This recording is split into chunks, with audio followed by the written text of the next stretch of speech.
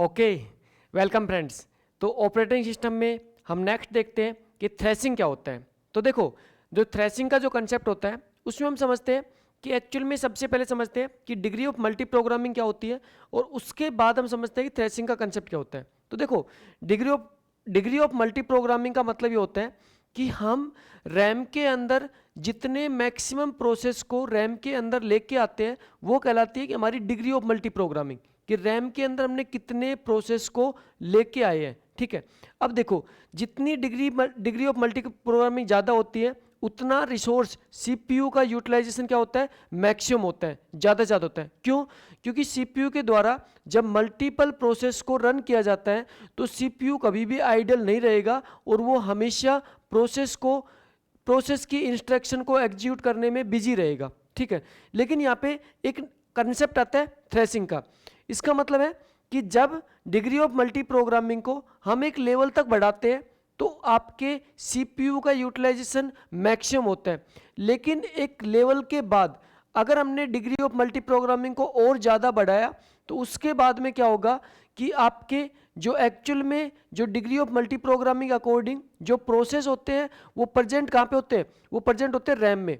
अब देखो, RAM limited size की होती है। ठीक है, अब रैम जब लिमिटेड साइज की होती है तो इसका मतलब होता है उसके अंदर फिक्स नंबर ऑफ प्रोसेस को मैं अकोमोडेट कर सकता हूँ। अब यहाँ पे समझो, एक कंसेप्ट समझो यहाँ पे कि सपोज करो कि आपके सामने एक रैम है। ठीक है, आपके सामने एक पर्टिकुलर रैम है और इस रैम का क्या है, फिक्स साइज है।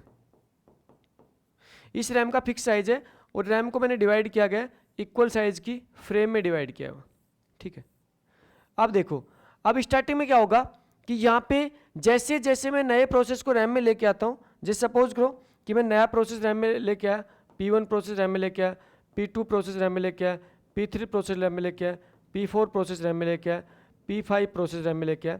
अब मैं जैसे जैसे रैम में प्रोसेस लेके आता हूँ तो यहाँ पे क्या होता है, स्टार्टिंग में आपके सीपीयू का यूटिलाइजेशन बढ़ता चला जाता है। ठीक है, जैसे जैसे मैंने यहाँ पे प्रोसेस को रैम में अकोमोडेट किया तो साथ में क्या होता है, सीपीयू का यूटिलाइजेशन बढ़ता चला जाता है। ठीक है, लेकिन एक पॉइंट आता है उसके बाद, अगर उसके बाद भी मैं लगातार प्रोसेस को रैम में लेके आता रहूँगा तो होगा क्या कि यहाँ पे रैम की साइज तो क्या होती है, लिमिटेड होती है, और रैम जब फुल हो जाएगी तो उसके बाद में रैम क्या करेगी, जो आपके प्रोसेस जो ऑलरेडी जो रैम में प्रोसेस मौजूद है उनको स्वैप आउट करके कहाँ पे लेके जाएगी, सेकेंडरी मेमोरी में लेके जाएगी।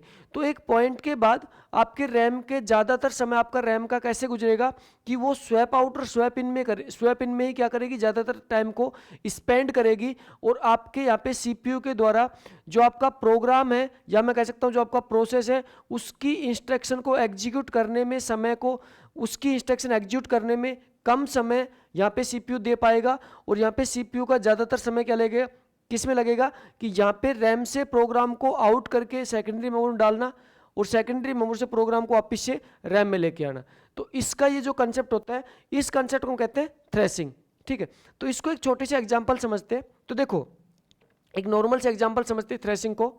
देखो, थ्रेसिंग का मतलब ये होता है कि सपोज करो कि हमारे पास रैम जो है उसके अंदर जो स्टार्टिंग में जो फ्री फ्रेम है, देखो जो फ्री हमारी जो फ्रेम है, फ्री फ्रेम है वो कितनी है, 400 है। देखो समझो, एक कंसेप्ट को समझो कि स्टार्टिंग में हमारे पास 400 फ्रेम है, वो क्या है, फ्री है। ठीक है, अब हमने क्या किया, जो हमारे पास प्रोसेस थे, जो नंबर ऑफ प्रोसेस थे, जो नंबर ऑफ प्रोसेस थे, वो नंबर ऑफ प्रोसेस यहाँ पे क्या लिया हमने, 100 लिया। अब देखो, जब मैंने नंबर ऑफ प्रोसेस की संख्या 100 रखी है तो प्रत्येक प्रोसेस को यहाँ पे कितनी फ्रेम अलोकेट होगी भाई, आपकी फ्रेम कितनी है, 400 फ्रेम है, और आपके प्रोसेस कितने हैं, 100 प्रोसेस है। तो यहाँ पे प्रत्येक प्रोसेस को यहाँ पे अगर मैं फ्रेम की बात करूँ तो देखो यहाँ पे एवरी प्रोसेस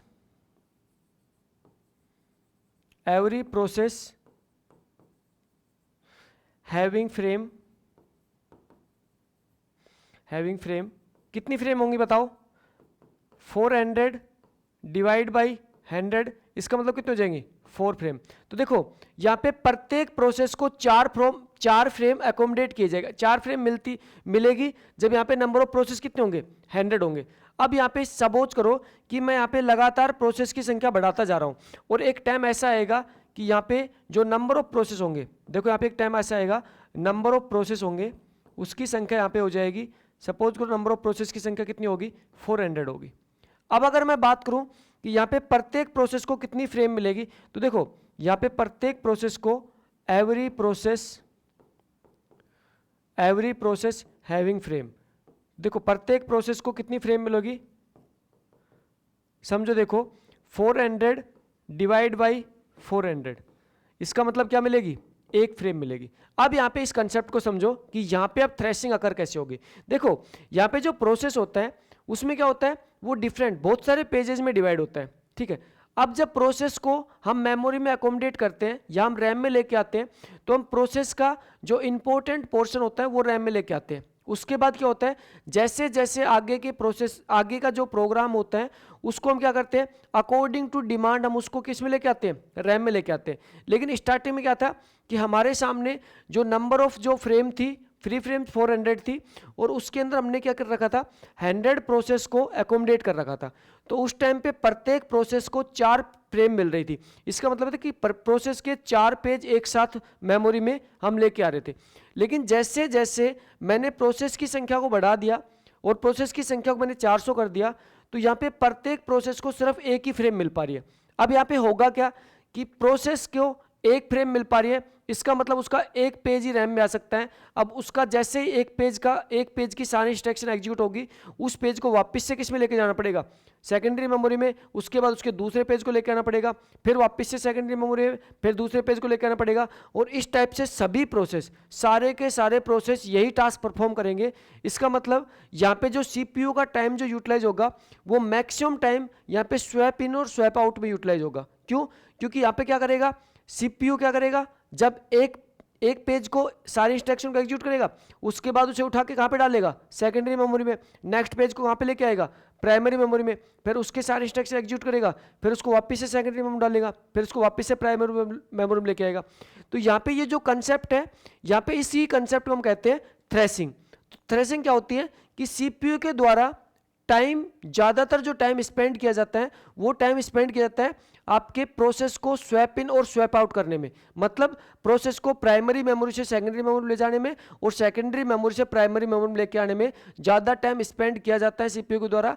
और CPU एक्चुअल में जो प्रोसेस की इंस्ट्रक्शन को एग्जीक्यूट करने में टाइम स्पेंड कम करता है, और इसी कंसेप्ट को हम कहते हैं थ्रेशिंग कहते हैं, ठीक है। अब देखो, अब यहाँ पे अगर थ्रेशिंग की मैं अगर कोज की बात करूँ, देखो थ्रेशिंग होता क्यों है। अगर मैं थ्रेशिंग के कोज की बात करूं कि थ्रेशिंग एक्चुअल में अकर क्यों होता है, तो समझो देखो कि ये जो थ्रेशिंग हुआ है ये हुआ क्यों है। देखो थ्रेशिंग इसलिए हुआ है कि सब फर्स्ट जो कोज है, फर्स्ट कोज है high degree of multi programme. हमने क्या किया कि बहुत सारे प्रोसेस को हम रैम में लेके आ गए। इसका मतलब है डिग्री ऑफ मल्टी प्रोग्राम हमारी क्या होगी, हाई होगी। तो पहला जो हमारा जो कोज है, कारण है पहला थ्रेशिंग होने का, वो है कि सबसे ज्यादा हमने क्या किया, प्रोसेस को रैम में लेके आ गए, डिग्री ऑफ मल्टी प्रोग्राम हमने क्या कर दी, हाई कर दी। और सेकंड जो कोज है लैक ऑफ फ्रेम, मतलब क्या है कि हमारी फ्रेम की संख्या कम है। फ्रेम की संख्या कम है, इसका मतलब मेन मेमोरी की साइज क्या है, कम है। तो अगर मेन मेमोरी की साइज कम होती है, या मैं कह सकता हूँ फ्रेम की संख्या कम होती है, तो भी हमारी क्या होती है, थ्रेशिंग अकर होती है। और जब मैं बहुत सारे प्रोसेस को रैम में लेके आ जाता हूँ, मतलब degree of multi programming high होती है, तो भी हमारी क्या होती है, थ्रेशिंग अकर होती है, ठीक है। तो ये थ्रेशिंग होने के कोज है, कारण है थ्रेशिंग होने के, ठीक है। अच्छा, उसके बाद में अगर आपके सामने थ्रेशिंग अकर हो जाए, तो आपको रिकवर कैसे करना है, उस थ्रेशिंग से बाहर कैसे निकलना है। तो देखो सपोज करो कि यहाँ पे आपके सामने थ्रेशिंग अकर हो जाए, तो उसको रिकवर करने के लिए मेरे पास ऑप्शन क्या है। तो एक तो ऑप्शन ये है कि यहाँ पे मैं, जब मेरे पास डिग्री ऑफ मल्टी प्रोग्रामिंग जब मेरे पास लैम्डा तक पहुंच जाए, मतलब एक पर्टिकुलर पॉइंट तक पहुंच जाए, तो उसके बाद में मैं नए प्रोसेस को अलाउ ना करूं। देखो अगर आपको पता है कि आपके एक पॉइंट तक CPU का यूटिलाइजेशन क्या होगा, 100% होगा। उसके बाद अगर नए प्रोसेस को आपने क्या किया, अलाउ किया, तो आपके क्या होगा, प्रोसेस का maximum time swap in swap out में निकलने वाला है। तो क्या है कि एक पॉइंट के बाद आप नए प्रोसेस को अलाउ ही मत करो। तो अगर नए प्रोसेस को अलाउ ना करेंगे, तो इसका मतलब किसकी जिम्मेदारी होगी, आपके एक शेड्यूल होता है लॉन्ग टर्म शेड्यूलर। तो देखो यहाँ पे आपका होता है लॉन्ग टर्म शेड्यूलर, जिसको कहते हैं LTS। तो अगर लॉन्ग टर्म शेड्यूलर के द्वारा पॉइंट लैम्डा, देखो आफ्टर द पॉइंट लैम्डा के बाद में लॉन्ग टर्म शेड्यूलर के द्वारा किसी भी नए प्रोसेस को नहीं लेके आना चाहिए, किसमें, मेमोरी में। तो यहाँ पे हम क्या कर सकते हैं, थ्रेशिंग से निकल सकते हैं, बाहर आ सकते हैं, थ्रेशिंग से रिकवर कर सकते हैं, ठीक है। पहला पॉइंट कि आपका लॉन्ग टर्म शेड्यूलर है वो पॉइंट लैम्डा के बाद नए प्रोसेस को मेमोरी में ना लेके आए, ठीक है। अच्छा, उसके बाद ये दूसरा यहाँ पे हमारा रिकवरी का कंसेप्ट ये है कि अगर सिस्टम पहले से थ्रेसिंग स्टेट में जा चुका है तो यहाँ पे सेकंड ऑप्शन ये है कि जो मिड टर्म शेड्यूल होता है, जो एमटीएस होता है, जो मिड टर्म शेड्यूल होता है, वो क्या करे, वो कुछ एक प्रोसेस को क्या करे, प्राइमरी मेमोरी से उठाए और उनको सस्पेंड करके और सेकेंडरी मेमोरी में क्या करे, प्लेस कर दे। जिससे क्या होगा, जो हमारा सिस्टम जो थ्रेसिंग में ऑलरेडी जा चुका है वो थ्रेसिंग से बाहर आ जाएगा। क्यों? क्योंकि यहाँ पे अगर हम कुछ एक प्रोसेस को मिड टर्म शेड्यूल के द्वारा जब प्राइमरी मेमोरी से उठा के सेकेंडरी मेमोरी में रख दिया जाएगा तो उससे हमारे क्या होगा, फ्रेम फ्री हो जाएंगी और यहाँ पे हमारा जो सिस्टम है वो थ्रेसिंग से बाहर आ जाएगा। ठीक है। तो दोस्तों यहाँ पे जो थ्रेसिंग का कंसेप्ट है इसके ऊपर आपके एग्जाम में बहुत बार क्वेश्चन पूछा जाता है। तो बिल्कुल बेसिक कंसेप्ट है थ्रेसिंग का और इम्पोर्टेंट भी है क्योंकि एग्जाम पॉइंट ऑफ व्यू से बहुत इंपॉर्टेंट है, बहुत बार इस पे क्वेश्चन पूछा जाता है। तो आपसे पूछ लिया जाता है डायरेक्टली कि थ्रेसिंग क्या होती है। ठीक है। उसके बाद नेक्स्ट आपसे पूछा जाता है कि थ्रेसिंग होने के कारण क्या होते हैं, रीजन क्या होते हैं थ्रेसिंग होने के। उसके बाद ये पूछ जाता है कि थ्रेसिंग से रिकवर कैसे किया जा सकता है। ठीक है। तो इस सारे का सारा आपका कंसेप्ट किसका है, थ्रेसिंग बेस पे कंसेप्ट है। तो आपको मैक्सिमम जो फोकस करना है वो यहाँ पे फोकस करना है। आप इसका स्क्रीनशॉट भी ले सकते हो कि यहाँ पे थ्रेसिंग का कंसेप्ट क्या होता है। तो अगर मैं एक लाइन में बात करूं थ्रेसिंग की, तो थ्रेसिंग होती है आपकी कि सीपीयू के द्वारा जो मैक्सिमम टाइम है वो स्वैप इन स्वैप आउट में स्पेंड किया जाता है, जबकि सीपीयू एक्चुअल में सीपीयू प्रोग्राम की इंस्ट्रक्शन एग्जीक्यूट करने में टाइम कम स्पेंड करता है और इसी को कहते हैं हम थ्रेसिंग। ठीक, इसी को क्या कहते हैं, थ्रेसिंग। तो यहाँ पे ये जो अकर हो रहा है, ये अकर क्या हो रही है, ये थ्रेसिंग अकर हो रही है। ये क्या हो रही है, थ्रेसिंग अकर हो रही है, इसी को हम कहते हैं थ्रेसिंग। ठीक है। तो यहाँ पे एक स्मॉल सा टॉपिक है थ्रेसिंग, लेकिन इसके ऊपर भी एग्जाम में बहुत बार आपसे क्वेश्चन पूछा गया है, तो आप डेफिनेटली इसको कवर करेंगे। ठीक है। Okay, thank you. तो प्लीज़ लाइक करना और कमेंट्स करके मुझे ज़रूर से बताना कि कैसा लगा आपको ये video. Okay, thank you so much, bye bye.